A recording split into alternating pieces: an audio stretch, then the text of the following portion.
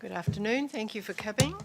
For this press conference, we have Dr. Agnes Callamard, the UN Special Rapporteur on extrajudicial, summary, or arbitrary killings. And she made her presentation to the third committee this morning. So, Dr. Callamard, if you'd like to say a few words, and then we'll open it to questions. Thank you. Well, thank you very much. So, my mandate are arbitrary killings, and in my presentation today to the third committee, I did a few things. The first is I began by focusing on a couple of issues that are not related to my report. The first one was the killing of Saudi journalist Jamal Khashoggi. My colleague David Kay and myself, David Kay being the Special Rapporteur on freedom of expression, have issued, maybe at the beginning of the crisis, a statement calling for an international investigations. And I took the opportunity this morning to reiterate the importance of such an international investigation and explain why, and I'll be happy to return to that topic. The second issue I raised, unrelated to my report, is accountability issues, particularly in the context of crimes committed by so-called ISIS fighters. I raised the concern that I have raised before, which is that for the moment, no one has been held to account for war crimes, crimes against humanity, or indeed genocide committed against the people of Iraq. The end of the war was declared almost a year ago now. The international community had made the protection against those crimes and the fight against ISIS a key priority. And now that we have an opportunity to shed some light on what has happened and to hold perpetrators to account, nothing of that nature is happening. So that was the second issue I brought to the attention of the third committee in my capacity as Special Rapporteur. My report is entitled "Saving Lives is Not a Crime," and it focuses on the increasing, what I call the increasing normalization of the prosecution and criminalization of actors who are seeking to provide life-saving interventions, usually to people that count already among the most vulnerable and disenfranchised person. I pointed to the very long history behind life-saving actions by private actors or by humanitarian organizations. I pointed to the fact that it is the current modern humanitarian regime is grounded on a long history in all parts of the world by all faith, belief, and moral framework. In my opinion, those interventions are as crucial now as they have been in the past. I think it's very difficult for anyone to imagine the United Nations without the work of its partners on the ground, without the work of humanitarian actors or developmental actors on the ground. And yet, unfortunately, this is a reality that is increasingly becoming the norm. And there are at least three sources of threats right now to life-saving interventions. The first is counterterrorism, and I pointed to here to the Security Council numerous resolution on counterterrorism, which at least initially failed to clearly exempt humanitarian action from the scope of the resolution. Along with the fact that terrorism has never been defined, states have interpreted those resolutions in a very large way, which has taken in its net a very legitimate intervention, including of a life-saving nature.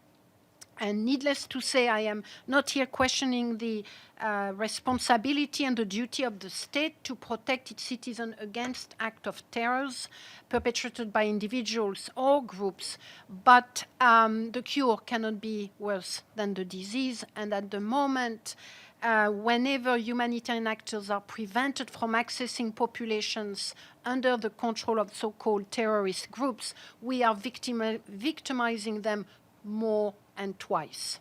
They are victimized by the groups that control them, and we are victimizing them further by preventing life-saving intervention to reach them. The second source of threat to the notion that life-saving should never be a crime is migration deterrence. I think we are all aware now of multiple examples around the world of individuals or organizations providing support to migrants of a life-saving nature, those organizations being prevented or being stigmatized and in the worst case being prosecuted. This is happening, prosecution is happening in many countries in Europe at the moment, as well as in the United States. That too, in my view, is a violation of the state duty to respect and protect the right to life. And it can take many shapes and forms, including a rescue operation at sea or in desert area. And then the third source of threat to life-saving work is that grounded or derived from, driven by moral ideology. I have here in mind the various policies being enacted to prevent humanitarian actors or developmental actors to provide sexual and reproductive health services to women, girls, and to LGBTI persons. That can be done locally because of criminalization, or that can be done internationally because of such policy as the global gag rules, which, because of its scope, because of the way it has been drafted, is again catching in its net a range of services that in principle should not be included in the reach of the global gag rules, but in practice and in operational terms have been. The victims of those policies account among the most vulnerable people. They are usually rural women and girls. They are minorities. They are LGBTI persons who are stigmatized and therefore unable or unwilling to access services that may exist. And they are people with HIV. And the existing evidence that is starting to be collected is demonstrating that one direct impact of those policies is an increase in HIV rates, which itself becomes a source of likely death. All those deaths are unlawful in my view because they are preventable, because they are foreseeable, because governments that enact those measures that I have described, whether it's in the name of counterterrorism or migrations or social moral ideology, know or should know that the impact of those measures are people unable to access services which could save, protect their life. That, in my view, amounts to arbitrary deprivation of life, and in some cases, maybe even a form of arbitrary killings. In my presentation, I then highlighted a range of measures that needs to be taken. There are quite a lot of recommendations in my report. I focused quite a lot today on the normative dimension of what's happening, because I do think we are entering a very dangerous normative territory when life-saving measures, when the act of saving lives becomes a crime. When this is also becoming a new norm, so meaning it's acceptable. it's acceptable to criminalize and prosecute those that are trying to save lives. And this normalization of this degree of prosecution and criminalization, to me, is extremely dangerous and is unacceptable. I have called on the Security Council to issue a very clear resolution exempting humanitarian actors and humanitarian actions from the reach of counterterrorism, to do so at a generic level and to do so in the context of specific country specific resolutions. I have asked of states that in their implementation of counterterrorism resolutions, in the way they develop their measures, to implement the resolution, that they please exempt humanitarian life-saving actions from those measures. There are a couple of countries, 4, according to my research, that have done so to date, and I wish more will exempt humanitarian life-saving actors from the reach of those measures. With regard to migration, it goes without saying that people providing support to irregular migrants, including of a life-saving nature, should not be criminalized. That the act of smuggling should be defined according to the Palermo Conventions, which has clearly stated that humanitarian motivation should never be included in the scope of a smuggling legislation. And yet, most countries around the world that have adopted anti-smuggling legislation have failed to exempt humanitarian motivation from the scope of those measures. I have also called on states to continue what some of them have initiated, that is to narrow the funding gap created by the anti-SRR, sexual and reproductive health policies. I'm thinking here of the actions by Sweden and Netherlands, among a range of other states that are trying to mitigate the impact of the global gag rules by creating a source of funding for all the NGOs and actors on the ground that are negatively impacted by the implementation of that rule. So that's all for the time being. I'm happy to answer the questions. The key message is humanitarian life-saving work should never be a target, and neither should it be criminalized or prevented, because saving lives should not be a crime. Thank you. Thank you very much. Yes, please, Anka. On behalf of the UN Correspondents Association, thank you for doing this briefing. James Bays from Al Jazeera, and you started with your comments on the Khashoggi case. So can I start with a question on that? Mm-hmm. When you briefed earlier on the third committee, there was an objection from the representative of Saudi Arabia who said you'd exceeded your remit and you were inserting your own personal opinions. What is your reaction to that and the fact that these objections came from Saudi Arabia, which itself now says this was a premeditated crime and which has a whole range of suspects who were all employees of the state of Saudi Arabia? Exactly.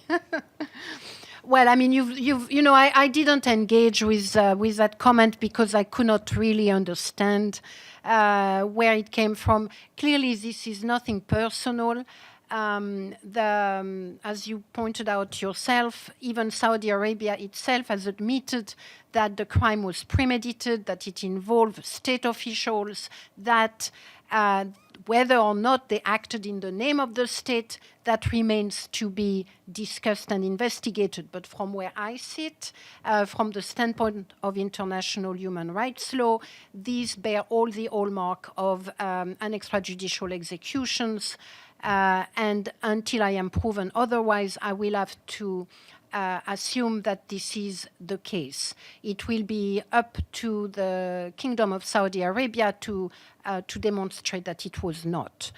So that's my position on that question. If I could have a follow-up. They all were in very senior positions in Saudi Arabia. These people who now are the suspects. Does Saudi Arabia, given the senior positions these people held in law, have responsibility for their actions?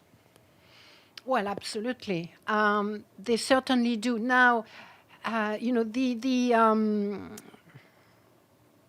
key issue is gonna be centered on what is a state and who is a state, and can those individuals could they have acted out of their own determination, and even if they did act out of their own determination, are they senior enough within the state to represent the state? I personally, at this stage, do not need to have one or another more individual linked to the crime to conclude on the basis of what I know that it was an extrajudicial execution, because the people involved, the people who commanded, the people who orchestrated are high enough to represent the state. And there has been no information that so far that they acted in a completely rogue fashion. The actions taken by the Saudi government in response do fall within their duty and their obligation. So they are investigating. They are holding people to, they have detained and arrested a number of individuals. As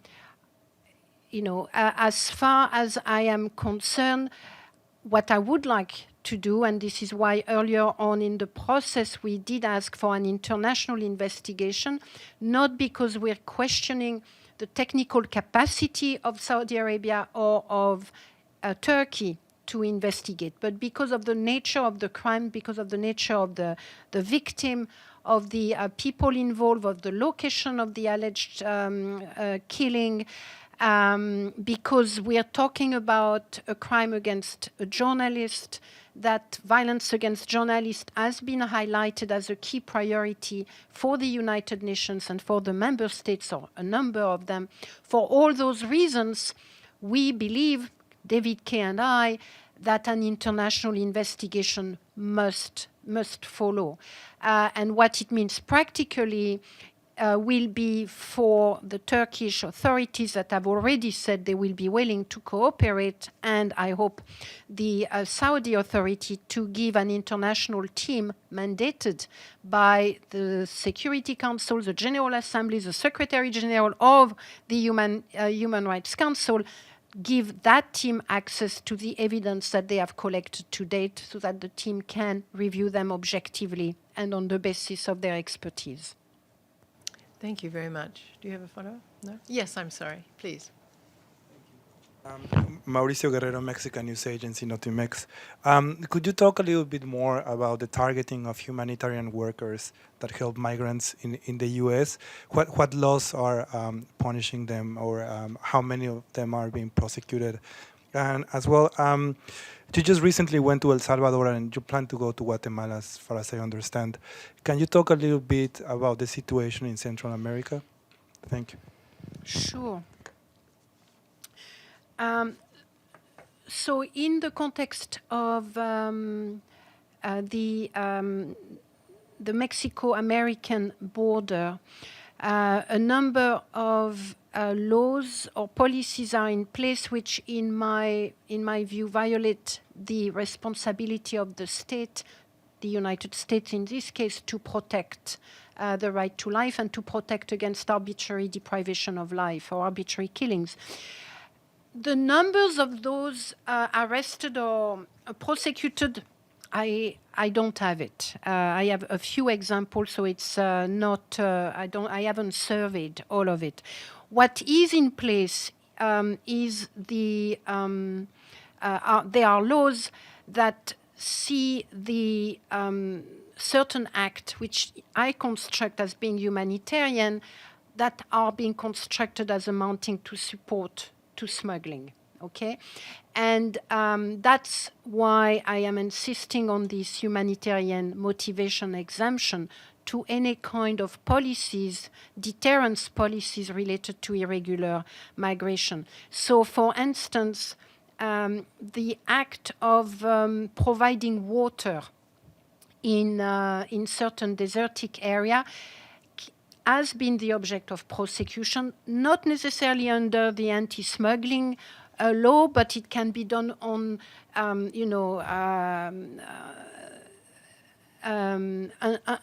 other laws that really are aim at harassing. So, for instance, you are not supposed to leave water bottles because this is littering, and people can be prosecuted for littering. So there are a range of administrative or civil or criminal measures that can be taken against acts of that nature. In addition, though, to those interventions, there are also interventions on the part of the state that put migrants' life directly at risk. So here, for instance, if there is a water tank and that border guard comes and destroys them, in the middle of desertic area, you do know when you do that that you are increasing the risk and the serious harm that people that are seeking to enter the country are going to face, because that water point will no longer be accessible. That, to me, is inexcusable, and it's in violations of the responsibility to respect the right to life. And I will see any death linked to the destruction of a water point as amounting to an arbitrary killing, certainly linked to the excessive use of force by the state representative. So these are just some of the examples. In Europe, we have, unfortunately, similar examples of individuals being targeted for supporting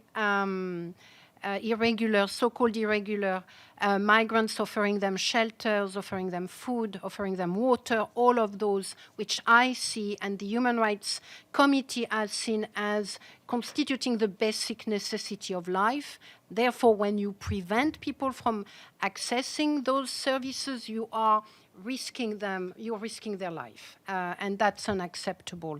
There is, of course, as well the larger, bigger example of a boat on the Mediterranean Sea by humanitarian NGOs such as MSF and SOS Méditerranée. There was only one boat left over the last months that could engage in search and rescue missions, and that boat is now at quay, unable to continue working because Panama has withdrawn its flag under the pressure of Italy.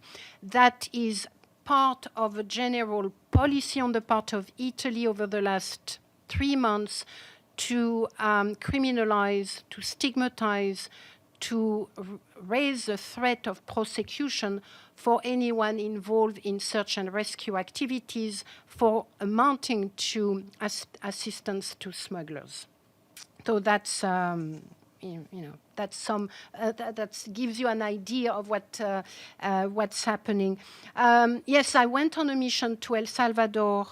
I was deeply touched by what I've seen, deeply touched by the situation that I encountered, very moved. I have to also highlight the complete openness and of the government and the authorities there that really spoke very openly with me, and I had a very good mission. Well, the situation in Central America, I don't think I have to, has been a great source of concern for my mandate. Nicaragua has now emerged as one of a primary concern because of all the various allegations of extrajudicial killings or killings by death squad of people who are expressing their legitimate freedom of expression, association, or dissent. So Nicaragua, for the last few months, has now become a source of great instability. In other parts of Central America, the violence perpetrated by various groups including groups associated with governments or groups associated with criminal organizations, has been, for quite a number of years now, is a major source of instability and insecurity, and has been a big focus of my mission to El Salvador. There it was the gangs. In other part of the region, it's more organized transnational cartels, all of which are a major source of violence and deprivation of life for the populations. The response of governments is, in general, not has so far not addressed the problem, and in fact has contributed to further victimizations and arbitrary deprivation of life in the form of killings. So the situation in Central America is, yes, it is one of the key priorities for my mandate because of the violence, because of the various sources. And I should say that in my report to the Human Rights Council in June, I presented a report on the human rights framework for armed groups. And as you know, traditionally, human rights put non-state actors more or less outside the remit of international human rights law, which is largely driven by a focus on state obligations. In that report, I have suggested that given international trends, given the fact that many of those groups, armed groups, non-state actors, control territories, control populations, whether or not the situations amount to an armed conflict, there is enough in the international legal framework and in the international jurisprudence to suggest that those groups have obligations, including that to protect life, including not to torture, and that we need to really think of both an international legal framework that can be applicable to the violence committed by those groups beside international criminal law, and of instruments that allows us to engage with those groups and to bring them to account when and if necessary. Thank you very much. Another question? Yes, I have some follow-up. I have some follow-up questions. We don't have great turnouts. There's a lot of concurrent things going on in the UN and a lot of special rapporteurs I'm not speaking. offended. But a lot of people upstairs are watching this, so I have some contributions here and some requests for clarification. First, clarification, because you talk about the international investigation into what happened in the Saudi consulate and the murder that took place there. Lots of people are talking about this, but there seems to be a question mark of how this gets instituted. Mm-hmm. Does the Secretary General himself have the power to launch that investigation here and now, or does he need a referral? Well, I don't know, is my answer. I think there has been precedent, certainly. And in my opinion, what we need is a mandate, okay? If the Secretary General can provide that mandate to an international team to, that is an international legitimacy, which give that team access to Turkish evidence and to Saudi evidence, that's what is needed. Can the Secretary General attribute this mandate? Certainly, it can invite others to do so if he himself is not habilitated to provide that legitimacy and the mandate. So following that, if an international investigation was to start, where then, once they've done their work, does the crime get tried? Does it then go back to the Turkish judicial system, or does it go somewhere else? Because one has to be called to account for this crime. Well, I will let's step back a little bit. Yeah. We have an ongoing process in Turkey. We have an ongoing process in Saudi Arabia. What does an international investigation bring? Okay, what they bring is a legitimacy that, for a vast number of reasons that I'm not going to elaborate here, neither one of those states have at the moment. Okay, for a range of different reasons. That does not mean that they don't have the capacity to do so, and in fact that they don't have the duty to do so, to investigate and prosecute. So that's the first point. What an international investigation team can bring to what's happening right now is, one, validation of what has been done. So it is in the interest of those countries concerned to allow and to cooperate. It can give validation. Two, it is a signal from the international community that crimes against journalists are going to be the object of serious follow-up. It's not going to be business as usual, okay? And that, to me, is a very important signal. I am not suggesting that we should then turn to the International Criminal Court, or, you know, I think the people that are allegedly, that will be found to be behind these crimes can be tried in Saudi Arabia or in Turkey. It doesn't, it will be up to the ongoing, no doubt, discussion between the two countries to determine the best location for the trial. So the role of an international investigation is not to take away the role of those countries to implement their obligations, is not to suggest that they should be tried in a third country. They can be tried in those countries. The international team can validate or not, as the case may be, the evidence and the conclusions of the others' investigations. And the final clarification was about your comments on where you think currently, I know you're not the judge of this case, where culpability lies. You said you thought that I don't want to misquote you here, I want to be absolutely clear. Yeah, me That you felt that the figures that are in custody, which include a deputy head of intelligence and one of the Crown Prince's closest advisors, you believe they are of high enough stature that they were probably counters representing Saudi Arabia, so that it could amount to an extrajudicial execution by Saudi Arabia. Is that, have I got that right? Okay, so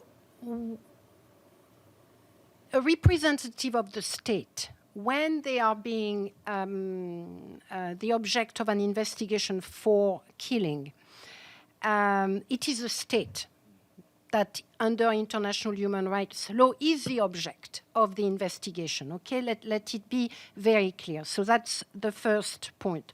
The individuals that have, that are concerned with the killings currently, in my view, have held position of authorities, a position of influence and power and decision-making within the state apparatus.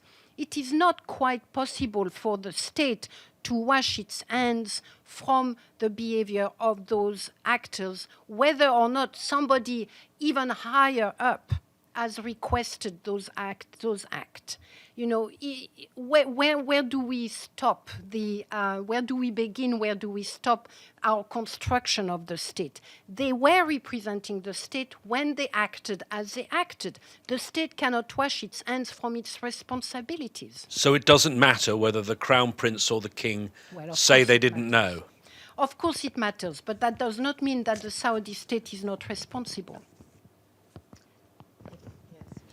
Thank you very much, Edith Lederer from the Associated Press. I didn't watch your presentation, but I read your statement, and I didn't see anything in your statement about the killing of Jamal Khashoggi. So I wondered if you could tell me, and I'm sure some other people who are listening, how his death was raised, and was that actually what sparked the response from Saudi Arabia? Yes, I've already mentioned that at the beginning of my presentation, to the third committee, I highlighted a couple of issues that were not related to my report. That included the killing of Jamal Khashoggi and the fact that special procedures, including David Kay, the Special Rapporteur on Freedom of Expression, and the Working Group on Enforced Disappearances at the time, although there is still not a body as far as I know, so they are still concerned, and myself had issued a demand very early on for an international investigation. We keep saying that the information that has been provided so far does not mean that an investigation of an international nature is not required. On the contrary, and as I have elaborated on why such investigation is needed. So that's how it began. Okay. Any other questions? Thank you so much for coming. Thank you Thank very you. much. Thank you. Thank you.